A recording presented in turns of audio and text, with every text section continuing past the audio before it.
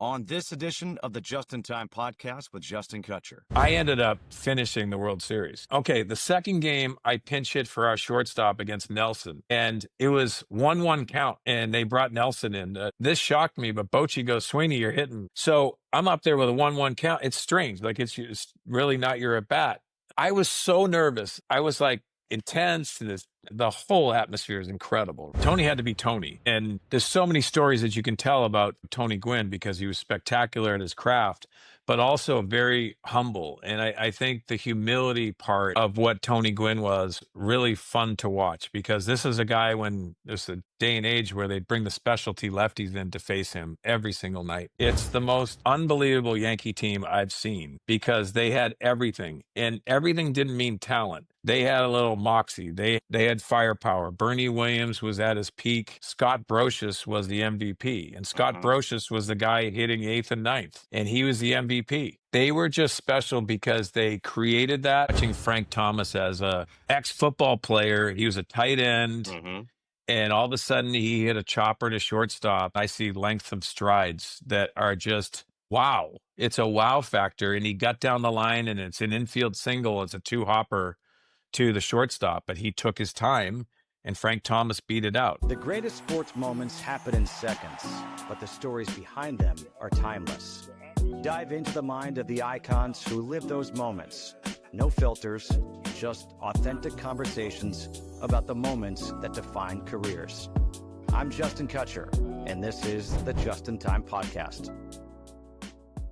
Welcome to another episode of the Just in Time podcast with Justin Kutcher. I'm joined now by a guy who spent 14 years in the big leagues. He is second all-time in career pinch hits. He also has 102 career pinch hit RBIs. That's ridiculous. He's now a broadcaster for the St. Louis Cardinals. And all that said, he's just an awesome dude. Buddy of mine, Mark Sweeney. Sweeney, thank you so much for joining me here. It's awesome to see you. Yeah, Kutch, good to see you too. I was thrilled you asked me to come on, and anytime you can talk sports, being able to coexist with all the friends that we've got to share with, it's a fun time. You know, that's the entire impetus of this podcast, is because I feel like I'm so lucky in my life to have gotten to meet people like you, become friends with people like you, people I grew up watching. And I hear stories that you've told me throughout the years, and I'm like, how can I share that with the fan? Yeah. And I mean, I'm just looking right now at your backdrop, and I see a lineup card. I think I see Trevor Hoffman's jersey. Yeah. All right. So the lineup card, what's that lineup card from? It's San Francisco Giants. Kutch, as you know, and you've heard from me, and I'll tell your listeners, it's very similar to what you just said. I had a fortunate ability to play for 14 years in the major leagues. I wanted one day, and I would have had the same smile on my face. It just took and evolved into basically pinch hitting in the big league level, but I got to play with 7 different teams. And I always say this, it's a luxury. Every person and player wants to stay on one team, but there's not many Derek Jeters. It's not many Tony Gwynns.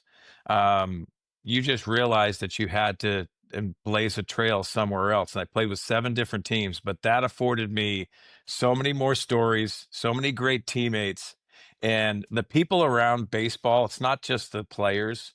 It's everybody. It's the trainers. It's the coaching staffs. It's the clubhouse guys. That was my journey, and put a bigger smile on my face because of all the things I got to experience. All right. So let's talk about that journey, because you grew up in Massachusetts. I went to college in Boston. You sign on to go play at the University of Maine in Orono, Maine. For people who don't know, Orono is not like a hotbed for baseball, but you actually signed on to be a quarterback, if I'm not mistaken. Yeah. I was, that was my first love, is football. First and foremost, I grew up, the youngest of 4 boys, and we all played football. We're not talking about Texas or California. We're talking about Massachusetts, but it was something that I loved. I had to grow to love baseball, and I say that because University of Maine afforded me to be able to do that. So I go to a 1 AA school at University of Maine. Kutch, it's the best part of it is I went up and I went to the coldest weekend for my recruiting trip. I And it's swear to God, cold up there. it's freezing, absolutely freezing. I actually take a flight up to Maine from Boston, which is good because the 4 hour drive up to University of Maine, there's nothing but trees. Hmm. And you see occasional in Portland, Maine, maybe you see something, but it's really a boring drive. So I flew up there. I slipped on my ass all weekend. Like every step I took, I slipped on my ass. And I say that because I went home after learning these football guys, being at the frat party. My experience of a recruiting trip was phenomenal. I came home and I remember my mom and dad, and this was when they could wait at the, right as Yes. you walk out. And I said, I'm going there to my mom and dad, and they said, "Really?" And I said, "Yeah, I have the ability to play two sports at University of Maine. I'm gonna take this shot."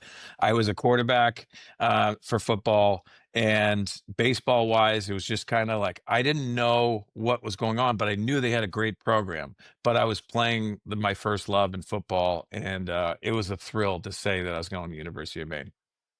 You might be the first person I've ever heard, who's slipping and falling when they go Yeah, to Maine, having grown up in Massachusetts. It's not as if Massachusetts no, is like Miami. You guys get yes. snow all the time. It's slightly warmer in Massachusetts, but it was the coldest weekend of Maine. I fell in love with the sport. I fell in love with the university, and when I came down, I knew I made the right decision because of the people. And it's funny because that's how your whole life evolves. I mean, it's Mhm. the people that you're around that make you happy. You have the ability to do it. So I'll tell you this, Kutch. When I went up there, I played 1 year of football and I had to give it up. And the reason why I was the third quarterback when I first set foot on the campus and I got to travel. We went through a rash of injuries, and you've heard the whole story about, all the teams that go through rash of injuries, but it was so prevalent that I had to switch positions in the middle of the year, and they put me at defensive back because there was so many injuries on the defense. So when I did that, I went in for a meeting of the coach, and this involves baseball, and that's the reason why I'm telling Yeah. you. I went in there, and the coach goes, "Hey, man, we need you as defensive back." And I said, "I'd love that, but when I come back in the fall, I want to be a quarterback again." And he said, "Well, you're going to miss spring practice because of baseball, and that's probably not going to work out." Well, that evolved into I went to spring. We take our trip down to Miami because we can't play baseball in the spring in Maine because it's still cold. And I was still probably slipping all over the place. But you know what, Kutch? We went down to down to Miami, and we had 5 freshmen on our team, including myself. And we played a lot in that 2 week phase where we play 2 games every single day because we're Mhm. trying to make your allotment Yeah. playing baseball. We come back from that trip, and all they were talking about was the freshman, freshman, freshman. Okay. And I had a very good start to the season. I remember that. I don't know what the numbers were or anything like that, but I came back and I was one of the ones that they were talking about. And I was called in for the football coach. And the football coach had a meeting, and I'm like walking into what's going to happen. I mean, they're going to play quarterback, or we do this stuff. So I'm going into shifting into that mode of, okay, what's going to my sophomore year going to look like? I'm on a partial scholarship. He comes in and he says, I'm going to give you a full scholarship. Oh. And I was like, for what? Like, I didn't play it down. I was back up to everything as a freshman. And now you want to switch me to a position that I wasn't coming here to do. I called my parents that night, and I'll paraphrase it because it's a long story, but I called my parents that night and I said, "Mom and Dad, I have to give up my football scholarship. They're pulling at me. They're making it baseball, football, and I didn't expect this as I got recruited." So I said, "I got to give this up, and I'm going to give baseball a full go." Well, what happened, Kutch, is I started falling in love with baseball and falling in love with the everyday aspect of University of Maine baseball. And it was the first time as a guy growing up in the Northeast that I played every single day. Mhm. And some people might think that's weird, but it really isn't. You're just playing sports. And I fell in love with the everyday aspect of baseball. And I said, I'm going to give this a shot. So I went into the baseball coach's office and I said, hey, I'm going to give up football, but is there any scholarship money? He said, no. And I said, okay. I just told my parents I'm giving up scholarship money. I'm the last of four boys. My parents are probably like, no, don't do that. Right. And I ended up giving up the scholarship. I was a freshman All-American in baseball. The coach gave me my spring season back and paid for that and paid for the rest of my 4 years at University of Maine in a baseball scholarship. So that really evolved into the best decision of my life, and the love of baseball really hit me hard when I was in college. And as we all know, all these kids that are deciding at 10, 11, 12 years old of what sport they got to play, I got to wait till I was in college to decide my favorite. And my favorite was football. It still is my favorite.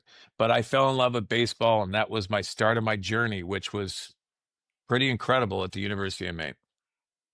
There are so many things to follow up there.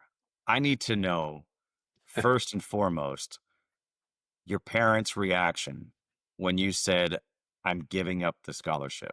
They were great. And it really is funny for me to think back to, because they must have taken the phone off and gone, "Oh my gosh. I mean, what are we going to do? How are we Yeah. going to pay this?" So many different levels. And we've had the conversation since. They were proud of me making the decision for love of what I was doing. And also the feel of, why was I asked to have a full scholarship in football when there were starters in 1AA back then? They were starting linebackers that weren't on scholarship. Uh-huh. And all of a sudden, I didn't play a down of football, and I'm being offered a full scholarship in a position that I wasn't coming to play. I just read the tea leaves and I was like, this is not going to be good. And I think my parents, coming back to that full circle, is like, they knew I was making a better decision for me and I was going to figure it out. And I don't think they thought I was going to get a full scholarship and I was going to be a freshman All-American in baseball. It just happened that way. And I'm grateful, because University of Maine was a vehicle for me to jump into a sport that I absolutely loved. But it helped to know that I fell in love with it in college, because I was new to it and I Yeah. was new to that love. And baseball became obsessive to me. Um, and it was just a fun journey, as you know. Now, did the football coach, by asking you to change positions, did he cost all of us a chance at the next, Dion or the next Bo Jackson and Mark Sweeney? That's the funny thing, because you know me, I'm self-deprecating because I loved playing quarterback. I loved the quarterback position. We had a sophomore quarterback named Mike Buck who went to the NFL, but he was a backup in the NFL. This kid seemed like he threw 400, 500 yards every weekend. I mean, he was lighting it up, 4 touchdowns. I mean, and I was going to have to back him up. So playing time was not going to be there for me. But also, he did that much at 1AA to be a backup in the NFL. And he was a backup probably 3, 4, 5 years, maybe. But this kid was phenomenal. I wasn't phenomenal. I was a guy that just loved it in high school. Had success, and I'm just following my dreams, feeling like, hey, college is a really nice step to finish at. And that would have been good enough for me. NFL was not in the cards for sure. I think it's really funny because our mutual friends, Phil Nevin, football, Right. baseball in Right. college, Darren Erstad, Yep. football, baseball, college. Hmm. One of your teammates in the majors, Todd Helton, Yeah. football, baseball in college. Yeah. And here you are, Mark Sweeney, football, baseball in college. You guys are these multi-sport athletes at a high level. And it goes back to what you just said before. Like, Yeah. for kids today, and you've got a young son, you don't Yep. have to choose right away what the sport is. Like, No. be diverse. And do you think playing football at the level you did helped you become a better baseball player? 100% Kutch. I Why? mean, it helped me be an athlete. And I say this to my son. I try to say it, we do so many talks about, within the area. Sometimes you're involved with just personalized talks with parents. I always encourage the athlete approach because I feel like athletes adjust and they adjust to not hearing, hey, you're not playing every day, or you're not going to the batting cages and swinging every single day, or you're not going to have these specialized coaches. It becomes you're adjusting to what you have to accomplish that particular time frame.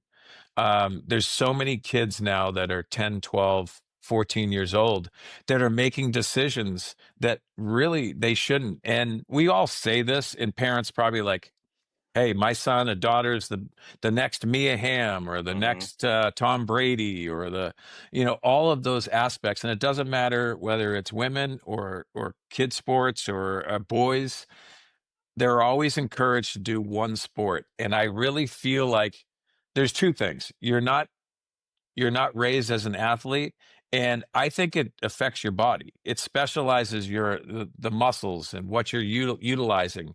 Because I always say this: you go to spring training and you work out every single day in the off season. You are in the best shape possible. We hear that. I Right. am in the best shape of my career, Yep. right? And we all laugh. But you felt that way, and you put the cleats on for the first time for spring training, and the third day into spring training you can't walk, like you And by the can't. way, baseball's not a sport where you're doing a ton of running either. Exactly, it's just the impact, it's the stopping and starting, it's like all the stuff, and you were in the best shape possible and you're absolutely destroyed. I say that because the muscles that you use, the aspects of what goes on of swinging, running, base running, all of the things that in the outfield, taking ground balls, things like that. It just, you have to get into baseball shape, or you have to get into football shape, and football players and everyone else knows that. Soccer, I mean, the endurance of what you have to do. There's different aspects of sports that are appealing to utilizing your whole body. I think that aspect is really a detriment because we hear so many injuries that happen with young kids, and it's sad because they're being specialized at an early age. Take that clip that you just said, and we're gonna spread that all over social media and give it to all like parents of kids and say this is why you have to play multiple sports. Yeah. With that said, you grew up in Massachusetts. You Hmm. played in the Cape Cod Baseball League 3 summers. Yeah. Okay. I broadcasted the Cape Cod League one summer, and it was an amazing experience. Yeah. You're a Cape Cod Baseball League Hall of Famer. What was it like? What did it mean to you when you fell in love with baseball in college and got to play in the Cape League as a kind of local? Yeah, it's my favorite story, Kutch, that I tell because the first year I was in Cape Cod League, it was Jeff Bagwell, it was Frank Thomas, it was I mean a plethora of superstars, not just major leaguers, because there's Right. always major leaguers coming out of that. You know it. I could name numerous. Chuck Knobloch was there. There were so many unbelievable players my first year. My best story is that I led the league in strikeouts. And I And you say weren't that a because I pitcher. wasn't a pitcher. So it was humbling because I came off a freshman year. My assistant coach at the time at University of Maine was coaching down there, and he took me with two other guys from the University of Maine, and I was one of them. And I got to play. I struck out, I think, 52 times. I think that record got shattered. I mean, I think it's up to 100 strikeouts, Oh which we God. know it's prevalent in baseball. Yes. Yeah. So I don't still have that record, but I say that because I needed to be dropped down. Like I was I was a very emotional high coming off my freshman year, freshman All American. Things went really well. I'm coming into this prestigious college league, and it was the first time you got to stack yourself up, which I think Mhm. is very important. Um, I got to say I was humbled, but also I saw the level that is coming from Auburn, from UCLA, from a guy from Texas A&M, from a guy from Seton Hall and Mo Vaughn that was unbelievable, right? Um, I got to see the elite players coming together, and I had to stack myself up. And I didn't stack up because of the strikeouts, because of the inconsistencies that I played. I was very young in that league, Yeah. but I had to adjust, and it motivated me. It motivated me more to say, well, if there's a next level, I just saw it, and I have to meet that level. And it's something that I think you have to learn when you're younger, is that you're not as good as everyone's telling you at University of Maine, because you don't stack up to the elite of the country. But it's sure, if you're going to make that next step and try to get drafted, you got to get a lot better. And I loved it because of that aspect. I went to work and I asked my assistant college coach, who was my hitting coach at the University of Maine, I said, man, I got to work. I got to keep working. And he goes, yeah, you do.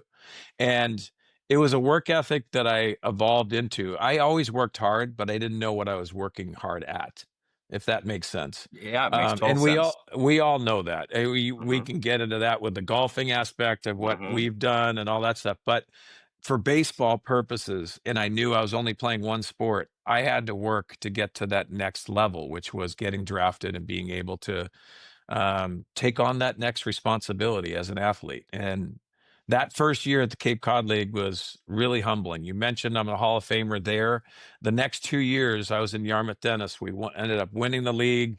I ended up playing well. I was the MVP of the playoffs. So it evolved into, I could stack myself up with all of these stars that are eventually going to be in the big leagues. That didn't put you as a big leaguer. It just puts you in a realm of, man, if I get another chance of getting drafted and being able to go through the minor leagues, this is a magic carpet ride for the life of what I'm trying to be, from a guy from growing up in Massachusetts. Think about this. You mentioned Jeff Bagwell. You mentioned Frank Thomas. They were MVPs in the same year. Mo Vaughn, I believe, won an MVP.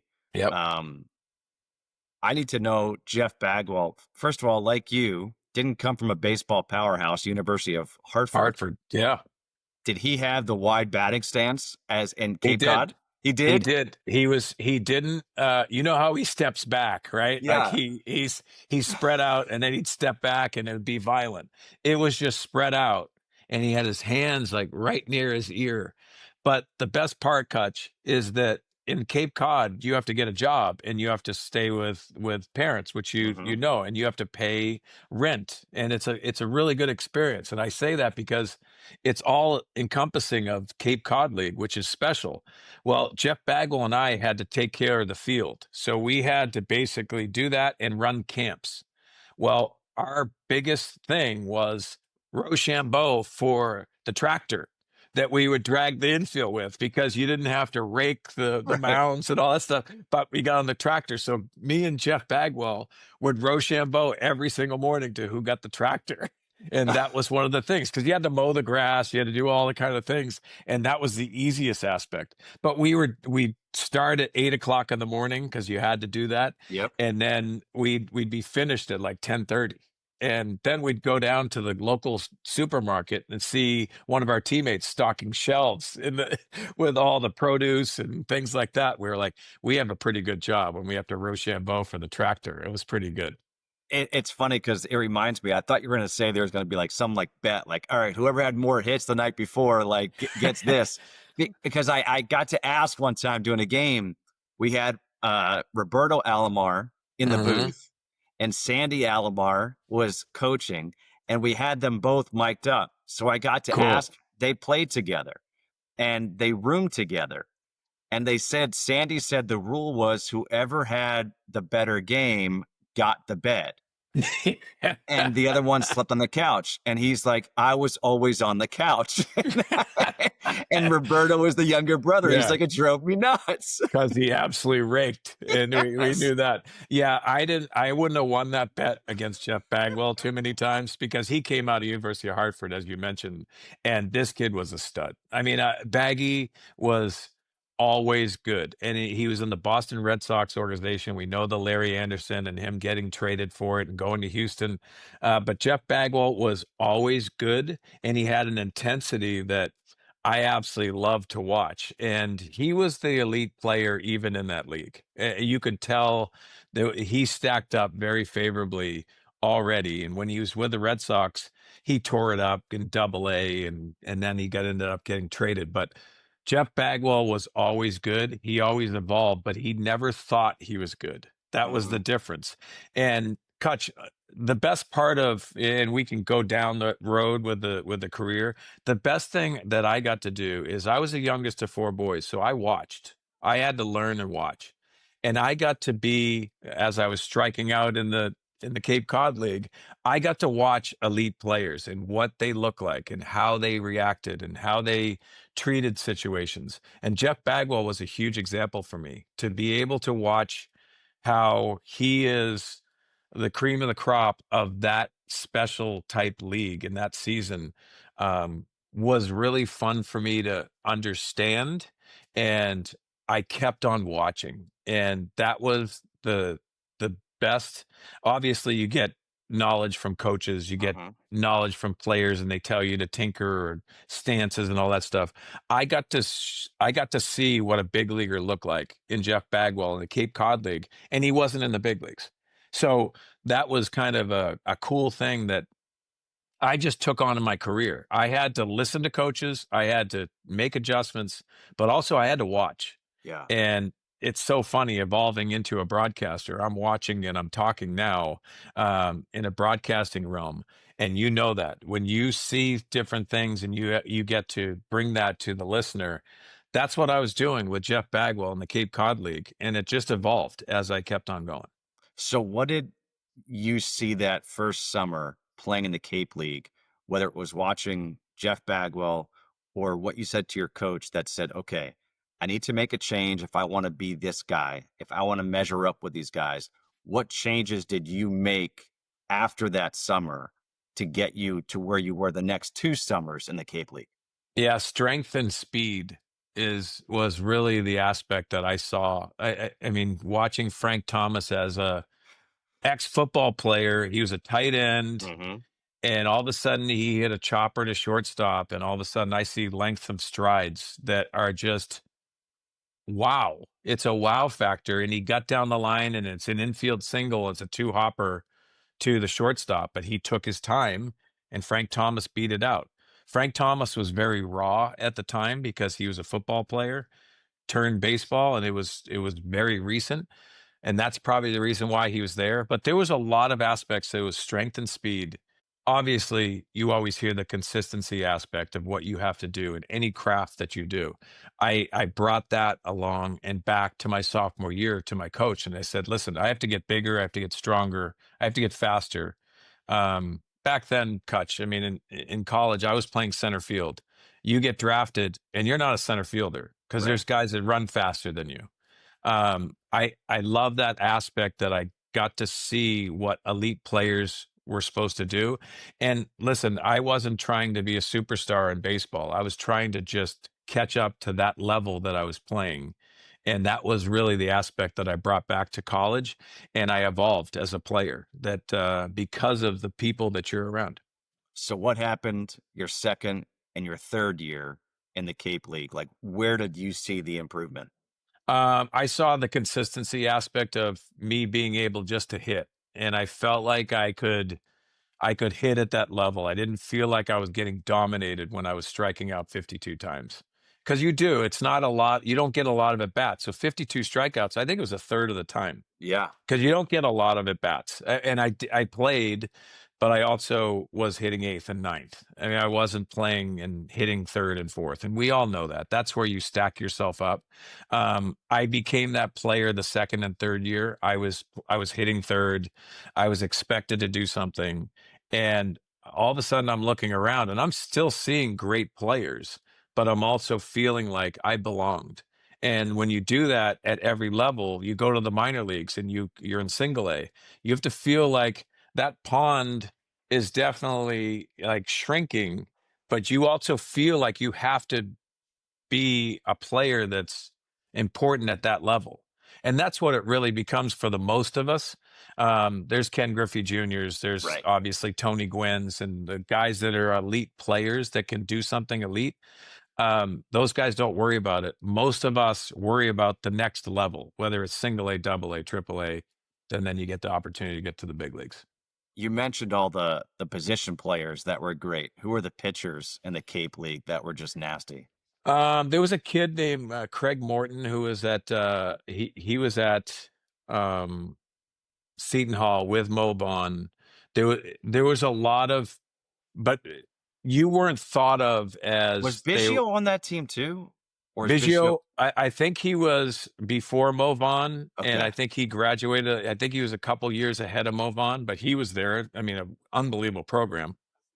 Um, but getting back to your question, the pitchers were really good, but they didn't pitch enough for you to realize that they were dominant. It wasn't like Mhm. guys were throwing 7, 8, 9 innings back in the day where they were there to throw 2, 3 innings and then Got it. shift out. But there was a level up. I mean, the stuff was there, and it just prepped you really for the minor league experience of you see stuff every single night. You just don't see the consistency aspect. But the level, and I could go back to it, and I guarantee there was probably 20 pitchers that made it to the big leagues and were very successful. Well, put it this way. I mean, you are a Cape Cod Baseball League Hall of Famer. When I was broadcasting there, and now I feel really old, it was 2002. Yeah, And on the brochure, it says 1 in every 6 players in the league makes it to the big leagues. incredible. Sweeney, that's a higher rate than any other Yeah, league probably, I mean, around, whether right. it's double A, triple A, like not 1 in every 6 is going to the big leagues. Yeah, and for the listeners too, the best part of it is it's a wood bat league, and there's Right. more of them now. But there was back then, I think that was really one of maybe two leagues that used wood bats. But that was the difference, Kutch. I mean, when you use a wood bat, you have to hit the sweet spot. I Mhm. mean, we see it in the big leagues. If you don't hit the sweet spot, and it's different now, but back then you go from an Easton Black Magic bat that you felt like you were King Kong and you felt like everything was hit hard to a wood bat that you're like, man, that ball didn't go anywhere. Or when you hit the sweet spot, you're like, oh, that's the feel that you had. It was our first time we do it. Now kids this day and age at 12 years old are hitting with wood bats Right, right. and practicing with wood bats, which I think is really good. But that was our first experience. So a lot of people were wondering, like, man, this Cape Cod situation it's crazy. But that was the major difference going against better competition. Like you said, all these players who went on to the big leagues, you're one of them. You're one of those 6, Yeah, right? Like you're part of that statistic, and you made your debut in 1995 with the Cardinals. yeah, When you got the call, when you got the notification that you were going up, take me through the emotion, like the first thing that goes through your head when your manager says, "You got to pack your bags. You're going, yeah. to St. Louis." Gotcha. I'll try to condense this, but it's actually becomes a funny story, and then it's like, wow, right? Um, I'm in St. Louis. I got traded 2.5 weeks before I got called up. I'll say that first. So when I went there, I was a strictly outfielder in the Angels organization. I get traded for John Habian, who's a middle Mhm. reliever, goes to the Angels, and I go with another guy from AAA to Louisville. And I think it was right at the end of July, maybe. Yeah, it was the end of July when I got traded, and it was so hot in Louisville that I was like, I can't believe this. Well, I go there and they say, we want to turn you into a first baseman and we want to give it a shot. And I said, I'll do anything it takes. So I was there early every single day on the turf or where we were in the road, and it was blazing hot. Like literally, giraffes were running by my early work. I mean, I had a zebra running by, I had everyone, and as I'm taking ground balls. And the infield instructor at AAA was doing a crash course on infield and figuring out. I got this big glove. I played first base probably in little league, maybe a little bit in high school, but I was an outfielder strictly, right? And they didn't move positions as they move now. Like Right. versatility is huge. Versatility wasn't huge back then. So they were asking me to play first base. I'm a left-handed first baseman, so I can play left, right, or first base because a center field wasn't working anymore because there's people like Devon White and Andrew Jones that can go get them, right? So anyway, I'm there taking ground balls for 2.5 weeks and early work, early work. They sent in an infield instructor to come work with me as well. Early work, and I was exhausted every single night after the games. I just wanted to hit the pillow and just go to bed. And I'm learning all these new guys' names because I just got traded. So I do that and I'm hitting. And I kept on hitting. Like I had one of those streaks that was Yes. it just coincided with, and I'm not patting myself on the back. It was one of those AAA streaks that I was getting 3 hits a night. And I was driving runs in. So I played 22 games. I had 24 RBIs. I was hitting like 350 as I'm doing early work. And I say that because it probably was a little more fast paced because the team, Joe Torre got fired that year. They had an interim manager up in the big leagues. And I didn't know the whole history of what was going on in St. Louis, but the team wasn't doing well, Right. which helps young players. That's why I say it. So I'm doing this. And all of a sudden, 2.5 weeks in, we're in Buffalo. And my roommate says to me, he goes, "Hey, man, me and such are going out tonight. You want to go have a couple beers?" And I go, "Yes." This is the first time I went out with any of the guys because I was Right. so tired, right? And that's why I said I go out. We had 4, 5, maybe 6 beers, right? I'm hammered because I You wasn't haven't had anything to drink I in a had while. I didn't drink. I'm probably dehydrated, like all this stuff. It's so funny. And I say that because I wasn't a huge drinker, still am not. But we go out and I come back and I'm drunk and I'm in my bed. And that night at 4 a.m, buddy, the phone rings. I didn't hear the phone. My roommate picks it up and he goes, "Hey, it's Oni," which Oni was the trainer on the AAA team. I answer, I said, "Yeah." And he said, "Hey, pack your bags. You're going to the big leagues." And I said, "Who is this?" Like I, I was like, "Who?" He goes, "It's Oni." Well, Kutch, I'm there for 2.5 Right. weeks. I don't know anyone. Like you just still don't. I mean, you know their names and you're trying to know. And I'm like, "Who's Oni?" And he goes, "Dude, just get your bags and meet me in the lobby." I go to the lobby. We go to we're on the road. So I have to go to Buffalo, get my baseball stuff in the locker room, pack that up, get on the flight. It's at 6:15. It's 4:30. And I have to do all of this stuff. So I get there and you're in first class because you're going to the big leagues. I sit down and I'm like taking a breath because I called my parents and Yeah. said, that was my one thing with them. I want you at my first game. So I called them and I said, I'll call you right back in the middle of all of this stuff going on. They call everyone in the family early in the morning and they're like, "Mark's going to the big leagues." My whole family and my parents made it to St. Louis for my first game, which was the best thing. But Dude, I've got chills right now. let me circle back though to I hit the seat in the airplane and I was thoroughly exhausted and I'm hungover, right?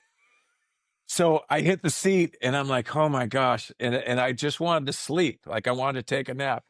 And right to the right of me is the infield instructor with St. Louis. And he said, "Congratulations."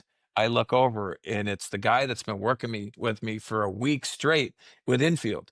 And he said, "You deserve this." He goes, "You've hit your ass off."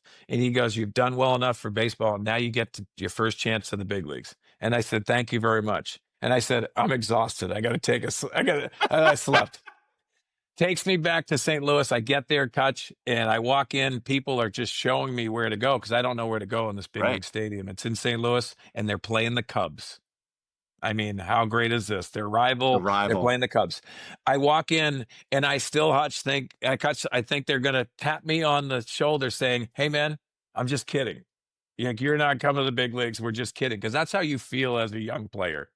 I get in there, I walk in, I step foot in the door, and I'll never forget it. You see these beautiful Cardinal uniforms around the locker room, and it was early. I was like 1:30 when I got there.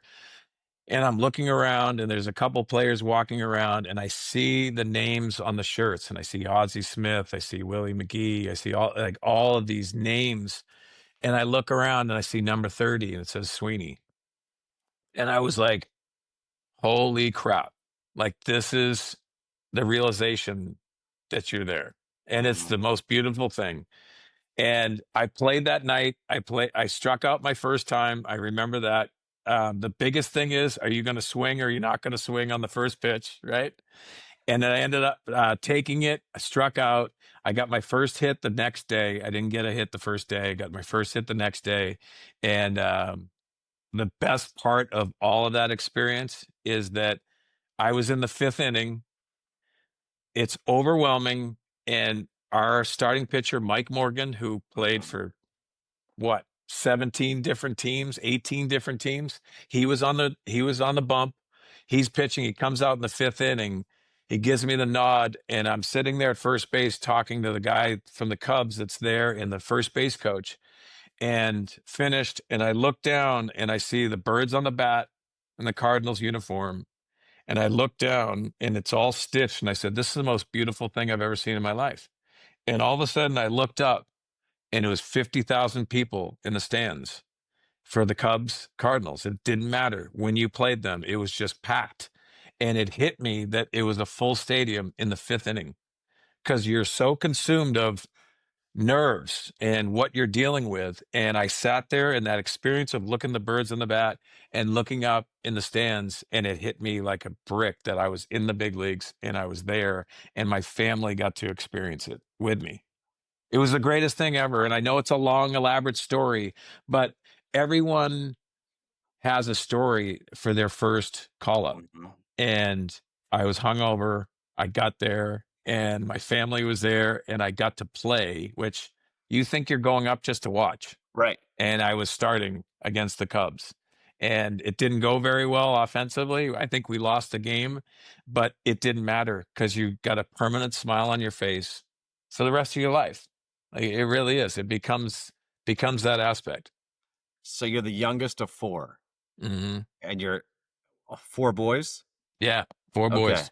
So your brothers all made it. Hmm. What are they saying to you? Like, you're baby bro, and Yeah, you just played in the freaking big leagues. we were we finished, as I mentioned, we lost. So, what you have to do as a big leaguer is you got to go in the locker room. You just Mhm. got, I mean, it's just somber and quiet. It's not people are pissed off. You lost a game. So you go in and I'm sitting there. I'm like, I got to go see my family. So I walked out and it was kind of like a rainy, drizzly night. It was still that way. So I walked out to the dugout again, and Bat Boys are cleaning up the dugout and all this stuff, and their fans still there asking for autographs. And I walk out and I look up, and here's a swarm of my family coming down. And obviously, mom and dad, I'm hugging. And my brothers, it was that moment that you sit there and go, I've worshiped everything you guys have done my whole life. And now they get to kind of experience this through my eyes and my experiences. Um, Nothing replaces that. That's the reason why people say, like, it's not an accomplishment on the field. It's accomplishment through all of the hard work that you put through, their knowledge, their thought process, their love for what you're doing, just culminates in that moment. And it was extra special that they came and got to spend time with me. It was really incredible for them to come down, and in a weird way, being a big leaguer and being the youngest of four boys, felt like I was on the top of the mountain. And it all evolved as my career went on, but there's nothing better for them to want to be there for my experience. And it was all of our experience, which was great. That is so cool, and I'm one of 4 too, but Yeah. it's boy, girl, and it when you see your siblings achieve something, there's just a feeling, and none of us ever reached the level that you reached, but there is a pride factor. I Yeah, wanna know, though, do you remember your first career home run? I do. This was a good story too, because we went to St. Louis. I mean, we went to LA right after the Cubs series. So I don't know if a lot of listeners remember this, but it was substantial because there's always giveaways, right? Mhm. In the big leagues. Well, that day, it was the third day, and we were facing Hideo Nomo. And I'm sitting there and I'm getting a start against Hideo Nomo, and this is when the craze was happening. Like he was dominating everybody, and it was 2 pitches, fastball split. That's all it was. And I was watching Sports Center, watching the highlights and watching this guy dominate, and all of a sudden I'm getting a start in Dodger Stadium against Hideo Nomo. Well, that day was a giveaway, and it was a baseball giveaway. And it was crazy because the umpires decided to make a few bad calls during the game. And what happened was this game was suspended for a little bit because baseballs were raining down from the top level of Dodger Mm-hmm. Stadium.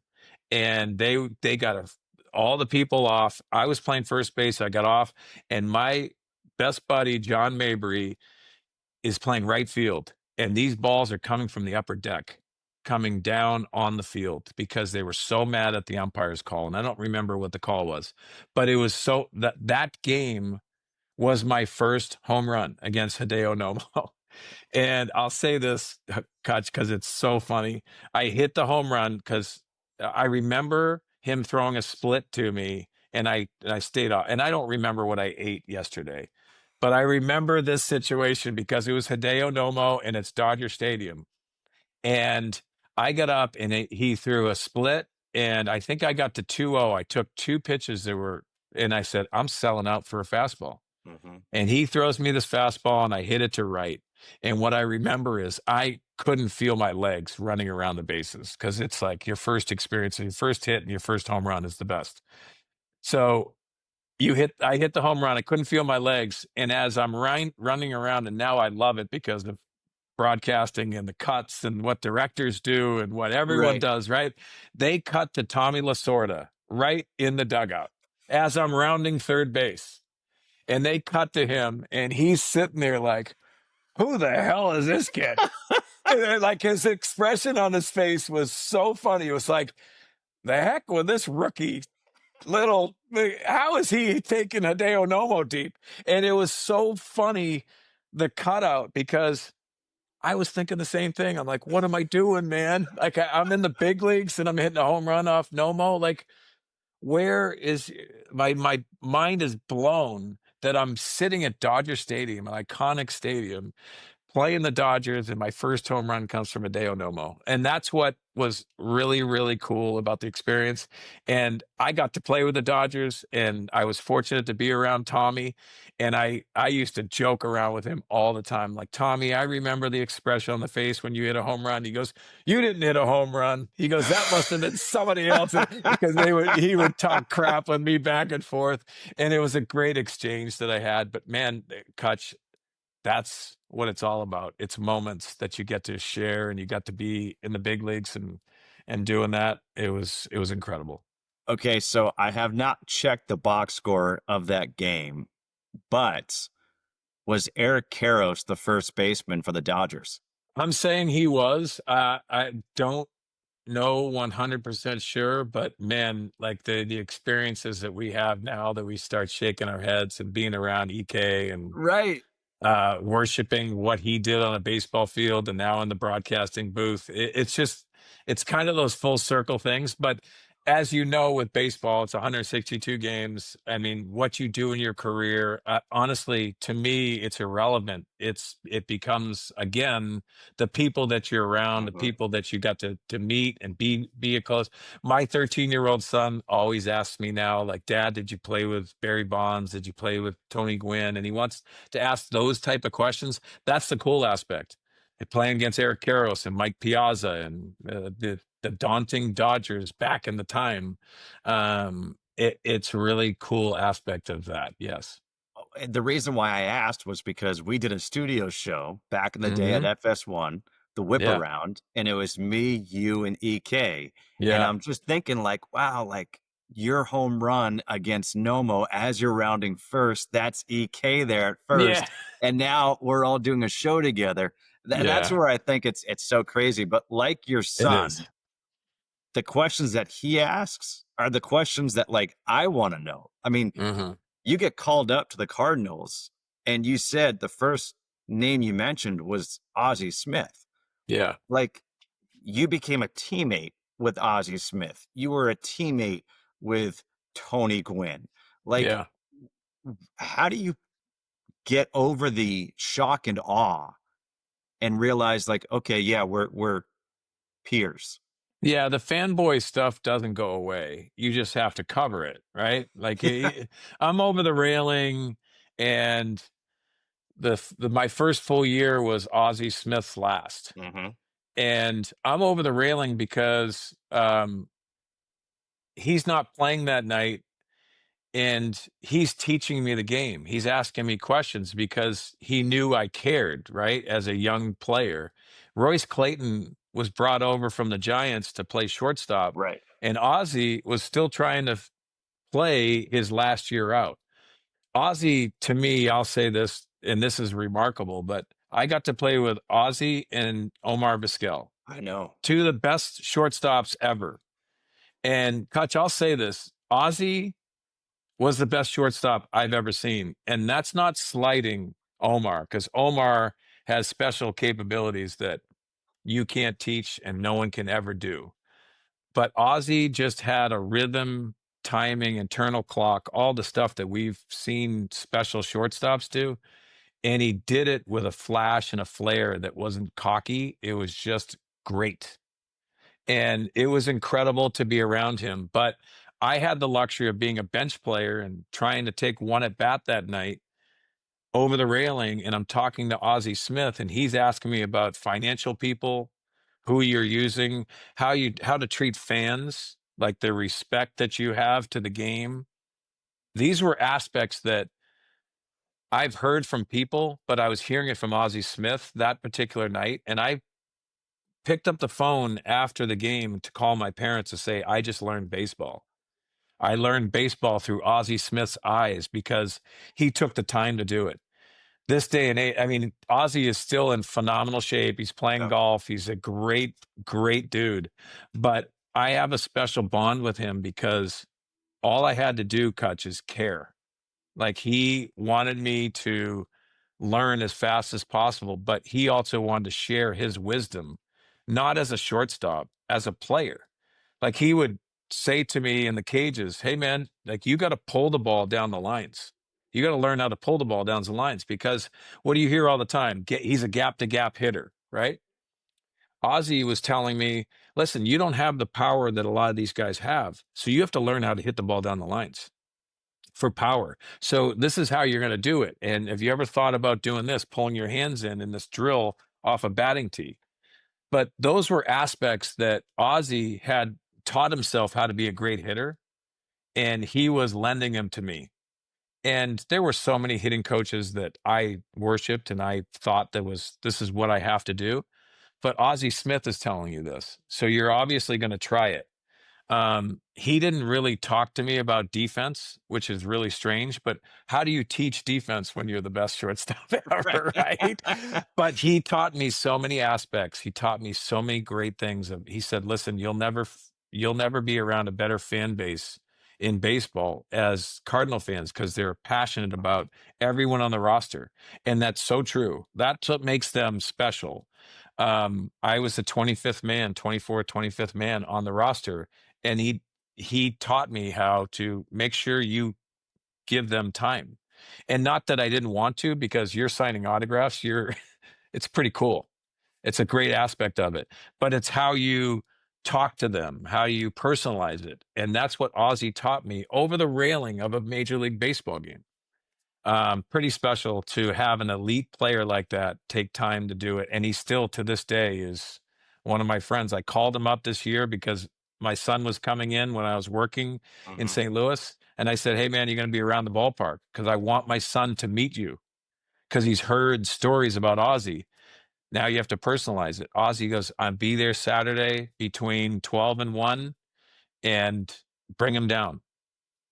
There he is, taking pictures with him, hanging out, asking him questions.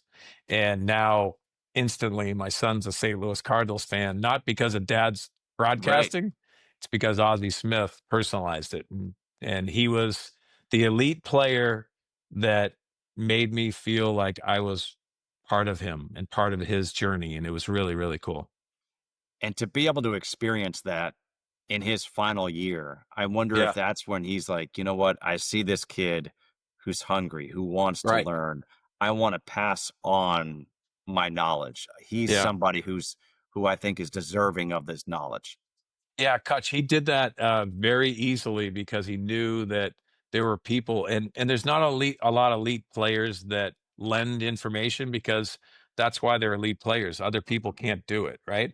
I'll tell you a personalized story that was great. At the end of the year, they had an hour-long special for Ozzie Smith on the broadcast channel. And they were just doing the last day, the last moments, driving in the car into the ballpark. Well, the producer gave me it was a camcorder at the time, one of those shoulder things, but Yep. he's like, he gave me a camera and he said, can you go around and get personalized things from the teammates and all that stuff? So I was in charge of that as a rookie. So I'm doing that. And in he comes for the last day of the season. It's his last home game. Everything was special. Everyone's following him, taking pictures. And I was in the concourse down near the locker room, and I'm filming him coming in, just getting like little clips. He goes in, gets dressed. I'm just taking shots because I've been in there for 2 hours already, right? Just Mhm. figuring out what I could do. He walks out of the locker room. We're not having batting practice on the field, so he's going to the cages just to kind of get away because everything's consuming, and this is his last home game. So emotionally, it was a big thing.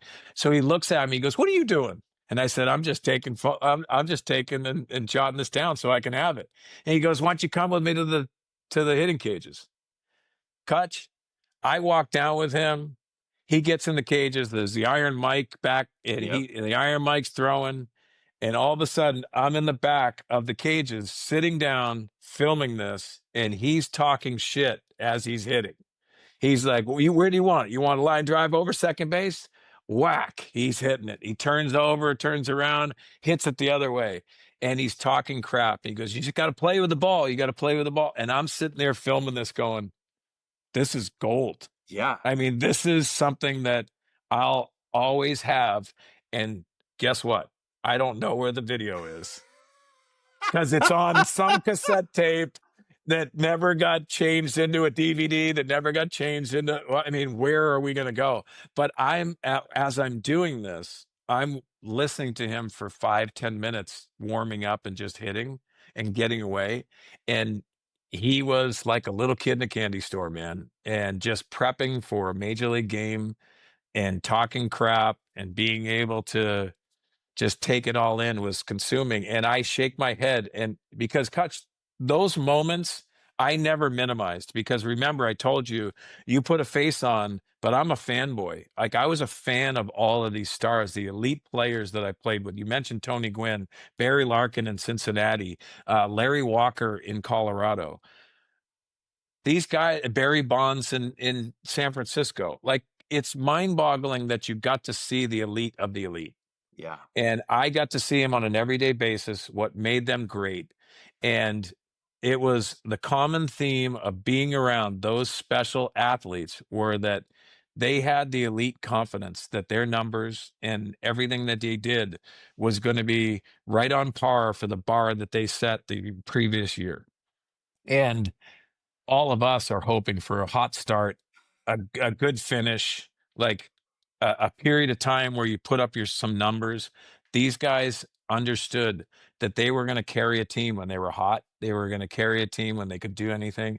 And it started with Ozzy and it just became watching elite players was unbelievable. Yes, you got to be in a major league uniform and do your thing, and that's very important because I couldn't go on for the ride. I had to put up numbers, but I got to be around all of these elite players. That was really fun to watch. Okay. You mentioned Barry Larkin in Cincinnati. Yeah, Another one of our former coworkers, CJ Nitkowski, told me that he may have been the best leader he ever played with. yeah. He was I'll tell you this, Pokey Reese was there when I was there in 1999. Dimitri Young was playing first base. Aaron Boone was at third. And Barry was at short. We had, I mean, I could go over the roster. We ended up losing in game 162 to the Mets Hmm. that year. in 1999. We had a Was that Al special Leiter year. pitching? Al Leiter pitched. Mhm. I think he threw like a 2-hitter. He was phenomenal. Yep. It was a devastating blow because we had such a great year. But Barry Larkin, to your point, was that leader. Um, he did something special there that was very unique that I saw. Those 4 guys that I told you about, they were in the same hitting group.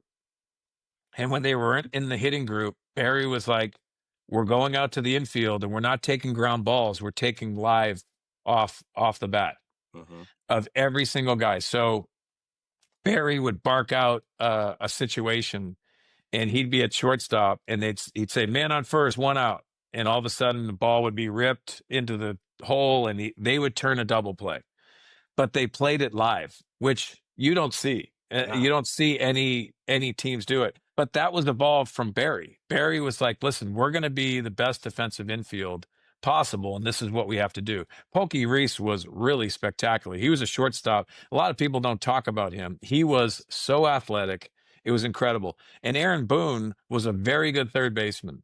I think that was his first All-Star team that he made too, which was really special. But Barry had a lot to do with that. And Barry was that superstar athlete that could do anything on the field. Like if you put him in center field, Barry would have been a Gold Glove center fielder. Barry did a lot of things that were just elite, but he did it with a lot of flash and flair and confidence. But he also wanted to bring everyone together to be that type of team, and it worked out in '99. Unfortunately, we didn't go to the playoffs, but we were as good of a team possible because of Barry Larkin. Love that approach.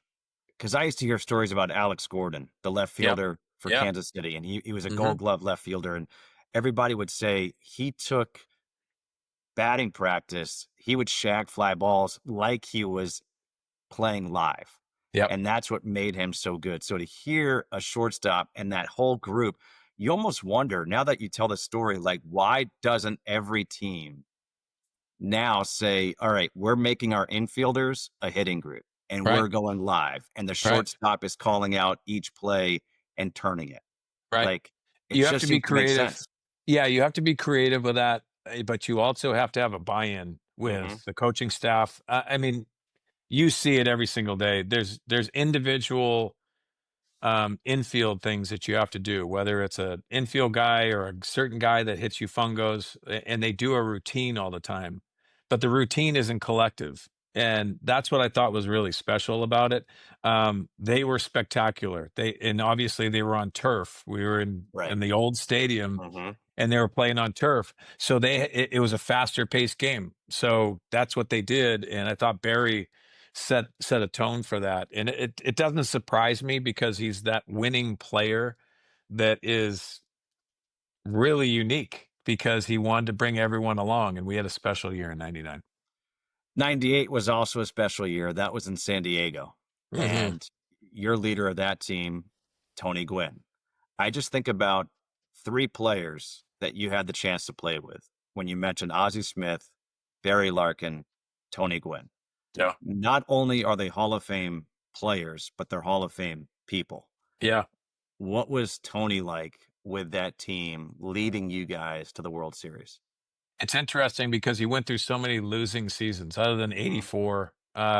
He went through so many losing seasons. And I say that because it kind of puts you in a mode where Tony just had to get, Tony had to be Tony.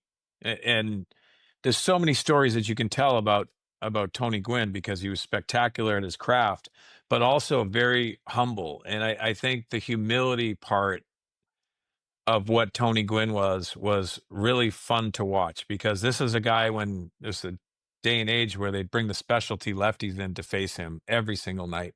His third at bat, maybe fourth at bat, the specialty lefties coming in for just him. Right. And it's not a 3 batter minimum, it's the one guy. And I remember like Dennis Cook back in the day with the Mets, and there were other guys that would come in, Graham Lloyd, and all these guys that would throw from the side or make Mhm. it really uncomfortable. And Tony would just sit there and waggle his bat and just throw out a single to left or a double into the gap. Um, he flourished in big situations because he was so calm. He knew what was going on. But the best story, the late Merv Retman was our hitting coach in 98, and his personal relationship with Tony was really cool because back in the old stadium, we had to take an elevator to go to the batting cage. It wasn't next to the field. It was not next to the concourse because of the football stadium. Right. So it was Jack Murphy at the time, and then they called it the Murph, and then the Qualcomm, they called Qualcomm, it yeah. Stadium in 1998. But we had to take an elevator to the second floor to go into this cave of a batting cage. Well, he and Merv Retman would go there all the time. They'd go up and do their routine and so forth, and they were by themselves. But it was a day game, and I'll never forget it. It was a day game in 98, and we're playing it, and I'm sitting next to Merv because I wanted to just talk baseball or talk the starting pitcher because I had to get ready for my role too, Mm-hmm. but I wanted to talk with him. So I sat next to him that particular day. It was a day game, and we're in the first base dugout. So here's Tony, and you got the stance, and it's like that perfect statue of a stance. Like it's just iconic, right? So he's taking and he's waggling his bat, and Merv goes, "Man, I hope he gets a hit here." And like, that's a strange statement because Tony always gets hits, right? Right. So I remember sitting there and looking up, and he was hitting 327. I'll never forget it. He was hitting 327, which isn't like spectacular for Tony. But I looked at him, I go, "What are you talking about? He's hitting 327. Like he's fine. Like we're sitting here in June. Like he's gonna be hitting 350 by the time we're finished, right?" So he goes, "No, he called me on the way home from the game last night, and he said he didn't like where his hands were." And Kutch, I was like, his hands are like in the same spot. Like I'm seeing his back, number 19 and Gwynn, Right. but I can just see it, and it looks like we're trying everything, Yeah. right? When we're hitting, like one day I might go, "Hey man, I'm gonna go over my ears," or maybe I'm gonna do the Mickey Tettleton and just like drop my Yes. or Rod Carew, right? I'm gonna try that today. Tony didn't like where his hands were, so he went home after the game the night before. It was probably Saturday, and he hit in his own cages at home to get. He wanted to fix his hands, and he said Merv said to me, he goes, "He's very meticulous, but he needs instant feedback." And it's incredible to know that he's sitting there in his first at bat and he wants to get a hit here, but he needed to get a hit. And the next pitch, Kutch, it's a double in the gap, carved into left center, and he's sitting at second base. And I'm like, and I looked at Merv and I go, 328. Yeah. Because he was 327 before that at bat. He's in June and like he's hitting it. It's like here it comes. But I think he got 3 hits that day. I mean, that's the Tony Gwynn that you kind of expected and learned to expect. But that's what Merv Retman and his relationship was. He was a perfectionist. And that's what you learn as a young player, being able to see what he's doing. He's very particular, but that was Tony Gwynn at his craft. And what a spectacular hitter. Our good friend Phil Nevin told me that Gwynn would actually call the hit and run from the batter's box. With his helmet. Exactly. Yes. Yeah. He did it with Kilvio Veras, who was our leadoff hitter in 98. And Kilvio did a really good job that year getting on, whether it was, bunting, back then, it walks, hits, all that stuff. But Tony would sit there and you'd look at him, and all of a sudden he'd step out and he'd look right down at the plate. He wouldn't look at the runner, and he faces it. And here goes Kilvio. Kilvio would take off the next pitch. He would stick his butt out, put the barrel on it, first and third. I mean, it was incredible because he had a comfort level that was not like most, right? Not like all of us, but he had an understanding of what they were doing, and spectacular at his craft. It's just next level, right? Mhm. Like, I Yeah. mean, a major leaguer yourself, a major leaguer, 14 years in the big leagues, like that's so incredible. And then to have somebody who can do that, Yeah. like you're like, wait, how can you Yeah. be that good and that gifted that you can figure out like, okay, I know what he's doing here. I'm going to hit it this way. Gosh, it made it important for you. What it did for me individually, I can't talk for everybody else, but what it did for me is like you had to stay in the game as long as you could to see as much as you can. And when you say the 14 years, but being around those type of players, you realized what level you were at, but also you knew that there's a different level and why it's so important to watch the Hall of Fame speeches and the spectacular careers and why someone says, is he a Hall of Famer? And you have the ability to say, yes, he's a Hall of Famer because of the elite preparation, knowledge, so many different things that those guys had. There was a different level. And I can actually bring that to a broadcast now and feel like, hey, I'm okay with being the average Joe and being the average guy in the big leagues that got to set my own benchmarks and having Mm-hmm. fun. But 14 years meant that I was around a lot of spectacular players. And that's the best part of that experience. Talk to me about that 1998 World Series. You guys are going up against the juggernaut, the New York Yankees. Best team And ever. I mean, they were, including the World Series, the postseason, they finished 125-50. Yeah. But there was a lot of talk about the Padres kind of making that first trip to Yankee Stadium and going to Monument Park and this and that. But the Padres had the lead in game one, if I'm not Right. mistaken. Yep. Mark Langston facing Tino Martinez, 2-2 pitch, and it's called ball 3. Yeah. I can remember watching that game, and diehard Yankee fan right here, okay? Right. And I thought strike 3, crap. What was the reaction in the dugout for you guys at Yankee Stadium when that pitch was called a ball? Yeah, when you're on the side in the dugout, and it's so funny because we always, you feel like you're in a couch watching the game and you see it from the center field camera. Well, we don't. We see it Right. from the dugouts. You see height and you also see where the catcher's set up. Well, our catcher, Carlos Hernandez, is not setting up inside or off the plate. He's set up, the majority probably squared up. And Mark Langston throws that pitch. We were just shocked. But you could feel the energy change with Tito Martinez up. You could feel it change with that pitch. And also, when you're in the World Series or playoffs, it is different baseball because it is pitch to pitch. In the regular season, it's not.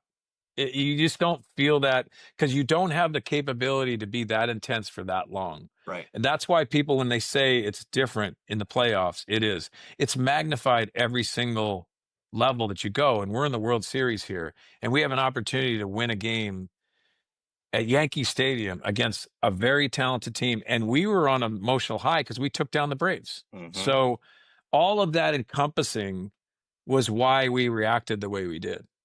That was our opportunity, and our opportunity went out the window when Tino hits the grand slam, the next pitch. I always say this, Kutch, like their team deserved to win, and they were so great.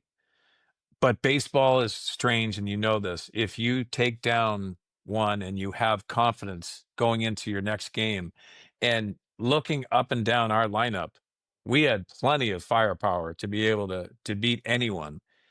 That first game was Kevin Brown. Yep. And Kevin Brown was, I want to say, grossly sick coming into that start. Oh, really? Almost to the point where Boch is like, we got to pitch somebody else. And he took the ball, and I think he threw maybe 5 innings. I got to go back and look at it, but Kevin Brown wasn't full strength, and that doesn't change anything because we know how talented the Yankees were as well. But that was our guy, and you got to win with your guy on the mound. Like that was our guy. Even though Sterling Hitchcock had a great playoff run, it was Kevin Brown was our identity, and we lost that game, and he wasn't at full strength. And it's not excuses. It's just, I feel like if Kevin Brown was at his full strength and we win that game, we're different. That's what I'm saying. I agree. That that Yankee team, and I'll say this, not because they beat us, it's the most unbelievable Yankee team I've seen because they had everything, and everything didn't mean talent. It meant they had a little moxie. They had firepower. Bernie Williams was at his peak. Scott Brocious was the MVP, and Scott Uh-huh. Brocious was the guy hitting eighth and ninth, and he was the MVP. Um, they were just special because they created that through the year, and they knew they had dominating pitching, and they had Mo in the ninth. Um, so there was nothing that was bad about us losing to the Yankees. It's just those moments, in baseball, and I take it to this day and age, like there's momentum, but momentum's like really, really Fleeting. small. Yeah. Yes, and you have to capitalize on that in those moments because it changes everything. Mark Langston's pitch would have changed a lot. It doesn't guarantee us winning that game, but it would have given us a lot of confidence if we did finish the job and won that game because Kevin Brown was on the mound.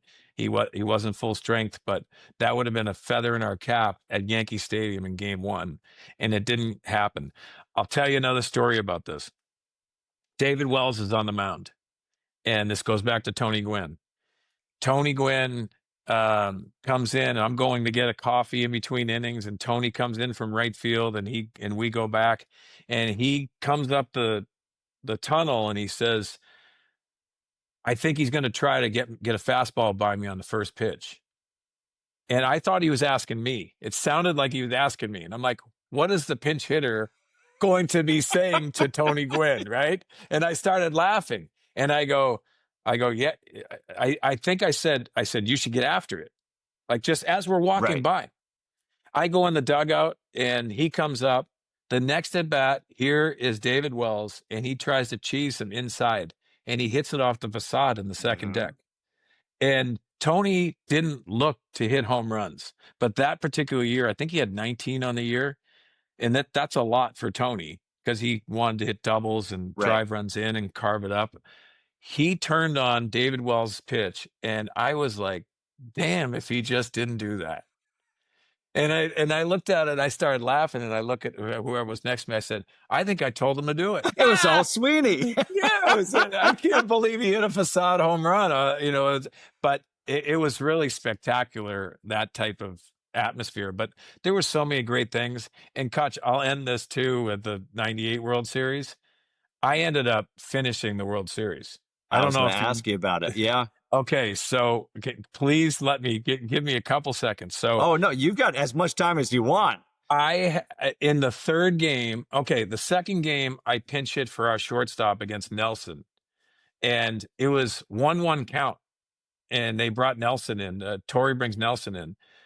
This shocked me, but Bochy goes, "Sweeney, you're hitting," and we were behind, and all in the second Wait, game wait, too. wait, wait. It was a 1-1 count. It's a 1-1 count, Corey goes and to bring in and Jeff Torrey Nelson, goes to and you bring pinch Jeff hit. Nelson, and I Okay. pinch hit for Chris Gomez.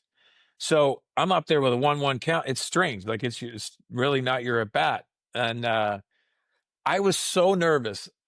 I was like intense, and the whole atmosphere is incredible, right? Nelson throws me first pitch fastball, and I whack it, and I hit a single to right, and I'm rounding first. So I'm like, "Holy shit! I just got a hit in the World Series." So fast forward third game. Here's Mo. They're up. Mo's in there in the ninth. I get up there, first pitch, whack, line drive to right. And I go, "I'm 2 for 2 in the World Series." And I just hit off Mo, right? And I didn't wait for the cutter, obviously. It wasn't a cutter. It was kind of like, get me over fastball. And I 96, and I hit it to right. Anyway, I say this because here's game four. And I think they were up 4 runs in the ninth inning. And the pitcher spots third. Our first guy gets a hit and gets on first base. So I get the donut on, I'm doing the pine tar, I'm emotionally getting ready for this. And all of a sudden, I'm going through every possible positive aspect that can happen to me when I get to the batter's box. And Carlos Hernandez, our catcher, was out. he was hitting really well, clutch guy, whatever. He gets up, and I'm thinking all this great stuff.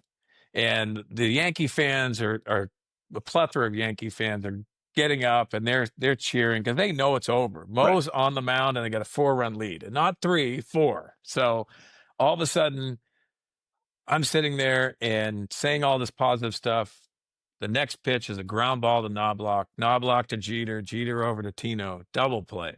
And I went, holy crap. I could be the last out, right? And for Mhm. all the listeners, if you're watching the World Series and the last out, I kept on going back to my youthful days and seeing catchers jumping up and jumping into the arms of the pitcher and celebrating that way as the hitter puts his tail between his legs and goes back, and it's the final out.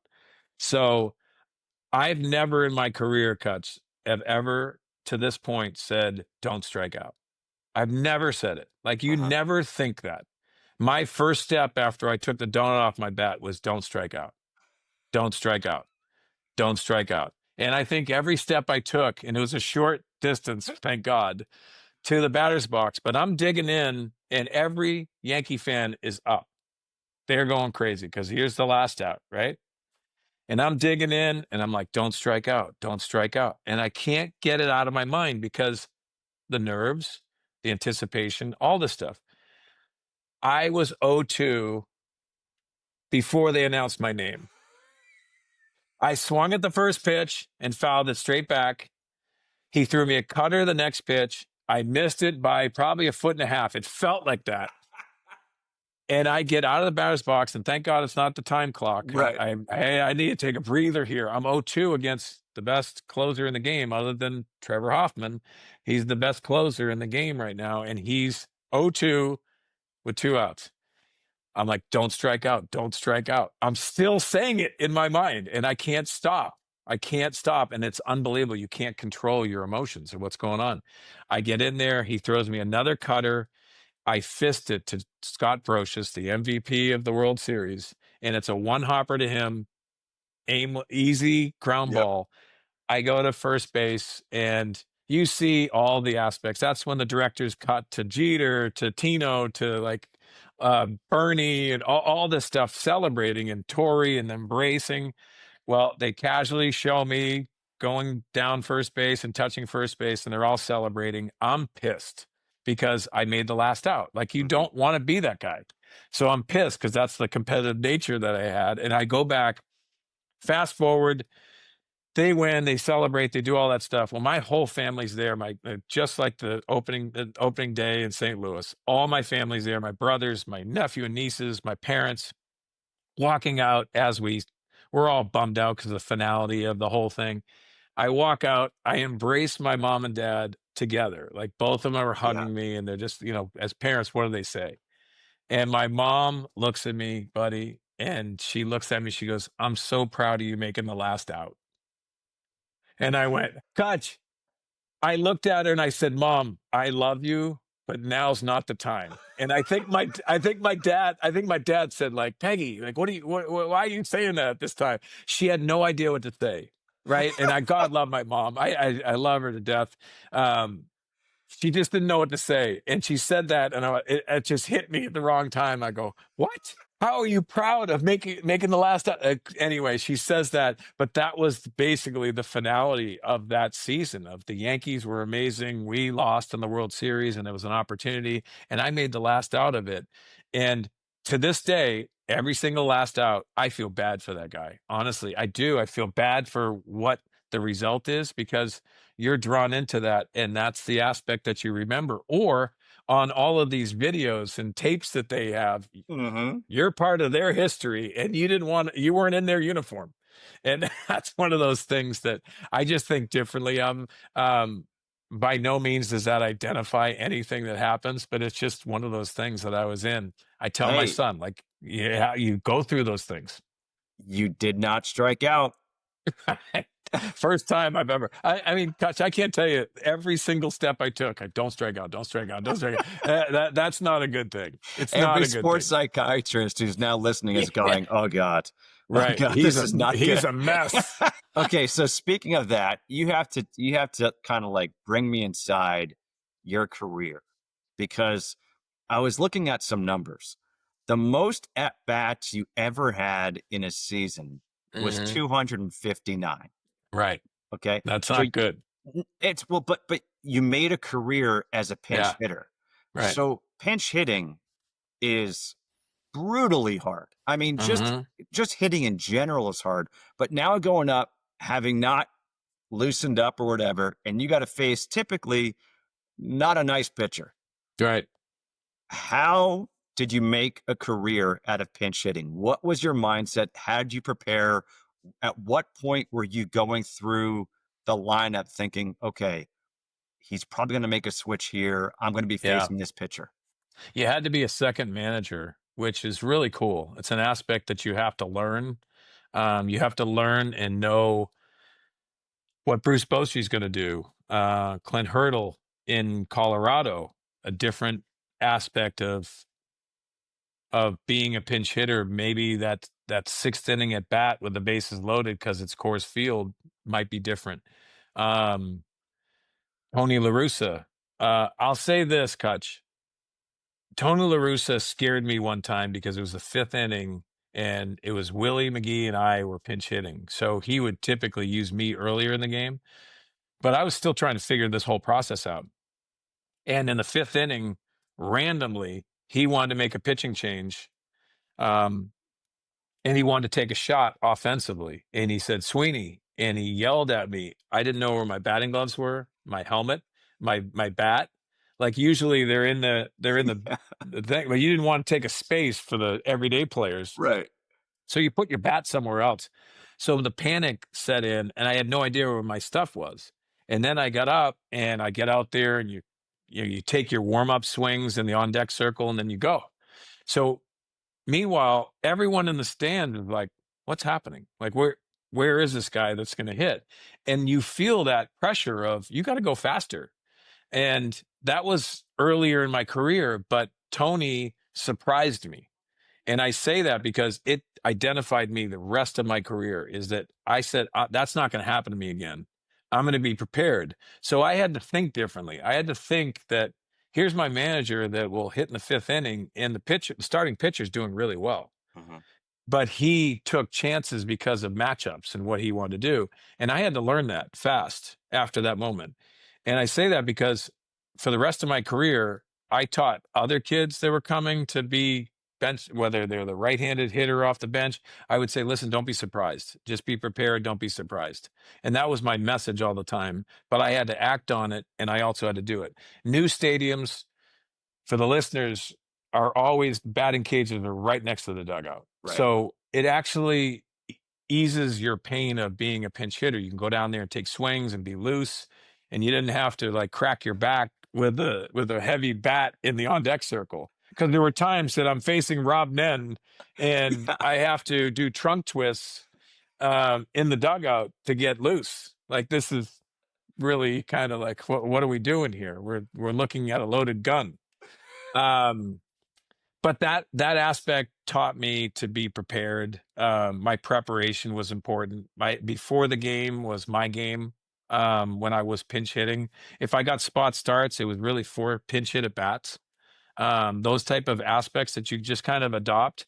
And you mentioned just over 250 at bats. I knew I wasn't getting a lot of spot starts, but when I did, it was really helpful in knowing that you could work on aspects of timing and what's going on. This day and age, you're facing 104 Mhm. from Mizorowski. And, Right. like, how do you do that? You have to handle velocity first and foremost off the bench. So that was aspects of it. I would have never changed a thing because there's so many people, Coach, that would say, hey, man, you should. I wonder what numbers you'd put up if you were a everyday player.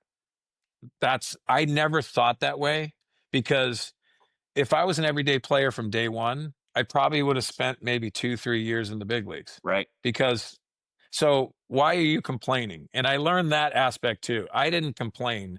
I just wanted to be a perfectionist like Tony Gwynn was, the athlete that Barry Larkin was, that Larry Walker, where he just show up and be a spectacular player. Um, and being Ozzie Smith in preparation, because it goes back to that conversation over the railing that he was telling me about preparation, about work ethic, so many things that correlated into my job as a big leaguer. And luckily, I wasn't playing in this day and age because of the velocity and the stuff, but also more importantly, it's kind of a dying breed. It And is. there's no pinch hitters in the game now that are actual pinch hitters. And I feel fortunate for the timing aspect of what I was doing. Um, it was just I love that game when I was playing because I love the aspect of managers were managing. It Uh-huh. wasn't scripted. Uh-huh. It was feel over the script. And listen, I know how it is now and it's fine. I just love the fact that I could be a second manager and I could figure out what Tony La Russa was doing or what Clint Hurdle was doing and Bruce Bochy. I knew their styles.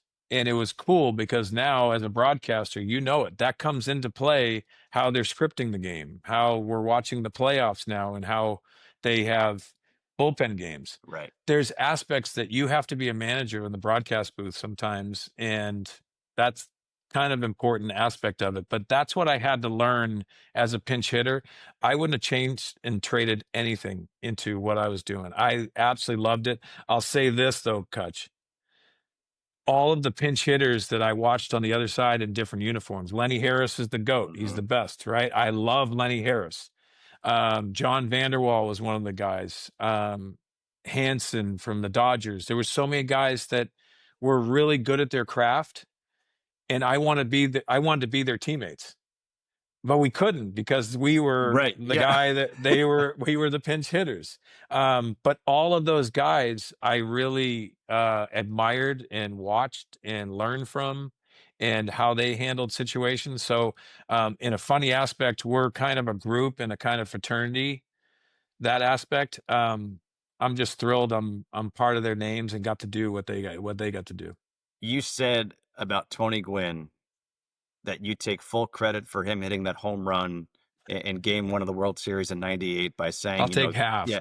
half. so, so but I just want to know, like, what is the mentality of a pinch hitter? Like, what are you doing? Is it specific to that pitcher? Are you going up saying, I'm looking for this pitch, I'm looking for this area? Because you only get one chance. Right. It's Eminem, one shot, one Right. One opportunity. shot. Yeah. So what it does it change each at bat? What is your approach as that pinch hitter? Tim Flannery, one of the best third base coaches, he was on the World Series teams with the Giants with Bruce Bochy, said one thing to me that resonates so much. He said to me, he goes, always look at the scoreboard, and the scoreboard indicates what you have to do. And it's so true because if you look at it and you're leading off the inning and you're in the eighth inning and you're down 3 runs, like your first pitch swinging and making it out really doesn't formulate what you should be doing. You have to be a smart player. You have to understand situations. And that's what really taught me that. The other aspect, and you remember Mike Gallego because he was the Yankee, right? Backup infielder, spectacular glove. He taught me one thing and he said something to me. He goes, hey man, he goes, did you look at the lineup today? Because he saw me and there's a left-handed pitcher. Say Randy Johnson was pitching. And he's on the Cardinals team that I was on with La Yep. Russa because La Russa brought him over. And he said, do you look at the lineup card every day? And I said, yeah, some days I don't because it's lefties, left on left. He's not going to play me. He goes, that's bullshit. He said, you look at the lineup card every day and you should be disappointed that you're not in there. Or if you're in there, you prep as is. But if you're not in there, you should be pissed off, not vocally. He said, you should be pissed off because that motivates your work for what you have to prep for. So it's a culmination, Kutch, of all the people that say things and teach you things that just hit you like it's a punch in the face. Like there's impactful statements. And Mike Gallego I a love simple gags. statement was he's he's an amazing guy, but also he cared about teaching me something that wasn't mechanical. It wasn't fielding ground balls or hitting, or it was really the aspect of it's a mentality and you have to create that. So those aspects early in my career, people with Ozzie, with Mike Gallego, with Tim Flannery saying that, it's a culmination that snowballs into your approach of what you did. And I was more successful because of their knowledge than my ability. Uh-huh. And I really felt that that was important. And we always talk about you're better with experience, right? Well, experience, if they're lending you information, you better be open ears and be able to try and execute these things. I say it to my 13-year-old son all the time. It's like, do you hear me? Do you understand what's going on? Or do you hear other voices that are teaching you stuff? You have to have the ability to be a good listener. And I felt like I did that because of my three older brothers and other people that lent information to me. It's a culmination of how you could do your job better because of all the people. I became a better listener with the experience that I had, and it helped me a lot. I love it. All right, Sweeney, I like to end all of my podcasts with a segment called This Just In, Okay. and it's some rapid fire questions. Maybe we expand on some. Okay. The toughest guy to pinch hit against. Mark Wohlers. Closer for the Mark Braves. Wohlers for the Braves was the guy that threw 100, but you had no idea where it was going, and he also had a split finger. Um, Mark Wohlers was one of the toughest guys. It could easily be the particulars and Mo and also Right. Trevor Hoffman, but I'll say Mark Wohlers because it was an uncomfortable at bat. Proudest pinch hit career of your career. Not one in particular sticks out. It's the culmination of a lot of the hard work and the ending numbers because that was my job. Nothing sticks out because it's not like a moment where I had a grand slam or a 3-run homer. One that I remember the most is because I had respect the most is Trevor Hoffman, a home run at Petco. But that's something that sticks out because how much pride I had in how professional Trevor Hoffman was. He was a spectacular closer, but a better guy and one of my close friends that I think. So that was one of those things that I remembered. But man, it's the culmination of everything. All right, so that home run, were you sitting changeup or were you looking fastball? I took a changeup off the plate and he threw a fastball and I hit it dead center. And I was with the Colorado Rockies, so I reacted. Well, it tied the game. I reacted after I hit first base, and I, I'm not saying Kirk Gibson moment, but I showed emotion, and I think the pitching coach Darren Balsley for the Padres was pissed off at me. But I'm with the Rockies. We didn't win a lot of games, Yeah. and we just tied a game against one of the best, I think, the best closer in baseball, and it was it was a fun moment. Who is your favorite player growing up? Fred Lynn. I wasn't a Red Sox fan growing up in Boston, believe it or not, but Oh. Fred Lynn was the Rookie of the Year MVP. Uh-huh. Um, I loved how the aspect of him jumping into the Green Monster and the walls and coming up and making spectacular plays, clutch hits. But he lives here in San Diego and he's at the same club as I am. I get to see him all the time, and I still get those tingles in my body about this is Fred Lynn, my favorite player growing up. You said football was your favorite sport growing up. Yeah. Who was your favorite football player growing up? I'll say this. I was a left-handed quarterback, so I'm a Seattle Seahawks fan. And for a lot of people, it'd be surprising why, from a guy from Massachusetts, a Seattle Seahawks fan. Well, Jim Zorn was the quarterback back in the day, and I would see probably 2 Seattle Seahawks games a year because it wasn't the Right. NFL now where you get to watch any game at any time. I picked out a left-handed quarterback that I wanted to resemble, and Jim Zorn to Largent was one of my favorite Oh. combinations.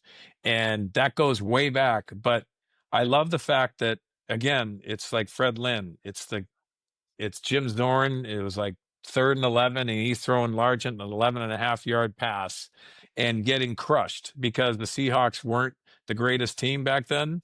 Um, And I love the fact that I respected the way he played the game. And so he had a big influence on me. The best player that you got to call a teammate. Um, I'd have to say Barry Bonds. Um, and listen, there's a lot of people that have different thoughts on Right. Barry. Barry could do things that others could not do. Um, he was a really good outfielder, um, really good base runner when he wanted to be, believe it or not with the speed aspect, but just the knowledge. Um, and he could do things that other people couldn't do. I want to say this too, because I always say it. Larry Walker's a close second, and it surprises people. But Larry Walker, there was nothing he couldn't do on the field. Unbelievable bat, power, speed, defense, base running. Larry Walker was a close second, and I think that surprises a lot. That's why I'm so grateful he's a Hall of Famer. Wow. All right. Well, I'm wearing a Nike golf hoodie. We have this bond. You and I both love golf. Mm-hmm. Yeah. You actually got me on a special golf course one time, Riviera out in LA. Yeah. We had a great experience that day. Favorite golf course you've ever played? It's got to be Riviera. I mean, Oh, it really is. I played Pebble, um, and that's special in its own right. Riviera is, to me, is golf in its purity. Really difficult golf course, but I would say that I did play Congressional back in the day, but that was when I wasn't super into golf. hmm. But I would love to go back and play Congressional because I know that's a spectacular golf course. But yeah, I would say Riviera is one of those. It's iconic because you go through those gates. Remember, we go through the Yep. gates and we're walking with the caddies and the stories that they had, but it just has history there, and it's so spectacular. If I'm not mistaken, we both finished very well on 18. Yeah, right. It's all that matters because you actually position yourself where the fans are on that big Yeah. hill, and you hit that drive. Yeah, it was a fun day to have. But that's honestly, Kutch, that's what golf is for me. I love it. I have a passion for it. But the foursome, the other three guys that you're playing with, that's what golf is all about for me. It's what golf is all about. It's what sports are all about. It's those relationships that you make over time. Sweeney, I'm so lucky that I've been able to form this relationship with you. We got to call a Major League Baseball game together in Love that. Milwaukee. Yep. Obviously played a bunch of golf together. You're a Hall of Fame dude, man. And I really appreciate you taking the time here. I know you've got a busy schedule. I see you've got your Irish sweatshirt on. Yeah. And We're going to the USC game next week, so are you we're really? looking forward to it. Yeah, Phil Nevin, who you've mentioned Yep. already, one of my best friends, our best friends, sets up a football trip every year, and we're going to Notre Dame USC next week. And I'm a huge Notre Dame guy, so I can't wait to be on campus, but also enjoying it with a bunch of friends that are going, which is really fun. That is awesome. And again, that right there is just those relationships you make Yeah. over the course of your career, and it lends itself to lifetime friendships. Dude, thank you so much. Have an awesome time next week for that game, and keep in touch, man. It's been too long. Hutch, I've been privileged to be on with you, and I appreciate all the time, and good luck with the podcast, man. I appreciate it. Thanks. Thanks, man.